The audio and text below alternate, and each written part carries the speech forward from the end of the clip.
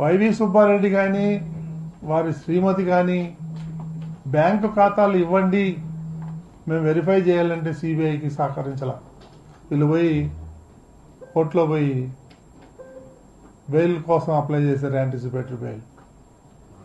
వీళ్ళంతా ఈ క్రిమినల్స్ అందరూ కలిసి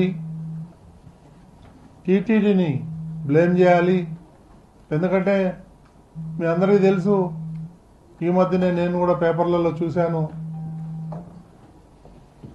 తిరుమల తిరుపతి దేవస్థానం ఏదైతే ఉందో అది వాటికన్ సిటీని దాటిపోయాం మనం అన్ని విషయాల్లోనూ. ఈ క్రిస్టియన్స్ అందరికి కూడా అది అక్కసు.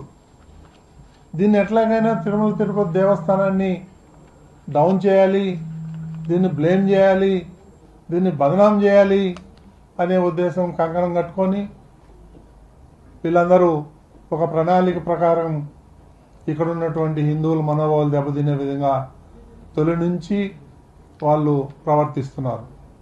ఇదందరూ కూడా మన హిందూ సోదరులందరూ కూడా ముక్త కంఠంతో దీన్ని ఖండించాల్సిన అవసరం ఎంతైనా ఉంది. వాళ్ళు ప్రతి విషయంలోనూ టీటీడీలో నియమ నిబంధనలకు తూట్లు పొడిచారు. ఒకటి కాదు, రెండు కాదు, ప్రతి విషయంలోనూ. నేను గతంలో కూడా చెప్పాను, మీరు ఏ ఫైల్ అయినా తీసుకోండి, అంత అవినీతి. ఇది ఒక ఫైల్ కరెక్ట్గా ఉందనేది లేదు.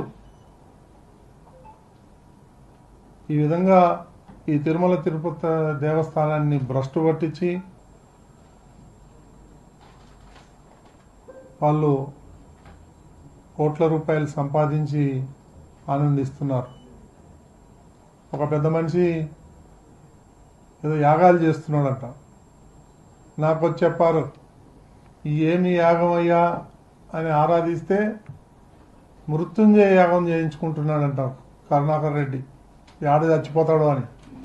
ఎందుకంటే అబద్ధాల మీద అబద్ధాలు చెప్పి చెప్పి చెప్పి దేవుడికి కూడా ఇసుగు పుట్టింది. ఆయన తల 1000 ముక్కలు అవుతుందని భయపడుతున్నాడు. అందుకనే ఈరోజు యాగం చేసుకున్నాడు ఇంటికాడ, మృత్యుంజయ యాగం. దాన్ని అంత భయం ఉన్నాడు, తప్పెందుకు చేయాలి? ప్రాణం మీద అంత భయం ఉన్నాడు, ఎందుకు చేయాలి? ఇది మొన్న వేసింది ఒక సప్లిమెంటరీ ఛార్జ్ షీట్ మాత్రమే. ఇంకా సప్లిమెంటరీ ఛార్జ్ షీటు వేసే అవకాశం ఉంది. ఎందుకంటే నేను కూడా డిమాండ్ చేసేది ఏంటంటే,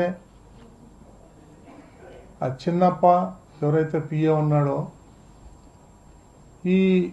ఆయన అకౌంట్లోకి కోట్ల రూపాయలు వచ్చినాయి. అక్కడి నుంచి ఎక్కడికి పోయింది? సిబిఐ ఛార్జ్ షీట్లో లేదు. నేను సూటిగా అడుగుతున్నాను సిబిఐని, అది ఎందుకు మీరు దర్యాప్తు చేయలేదు? దాని వెనకున్నటువంటి పెద్దవాళ్ళు ఎవరైతే ఉన్నారో వాళ్ళని ఎందుకు బయటపెట్టలేదు? కనీసం నెక్స్ట్ ఛార్జ్ షీట్లో అన్నా, సప్లిమెంటరీ ఛార్జ్ షీట్లో అన్నా ఎవరైతే దీనికి బాధితులు ఉన్నారో, ఎంత పెద్దవాళ్ళు అయినా సరే, వాళ్ళందరినీ కూడా వెలికి తీయాలని చెప్పేసి నేను తిరుమల తిరుపతి దేవస్థానం నుంచి నేను డిమాండ్ చేస్తున్నాను.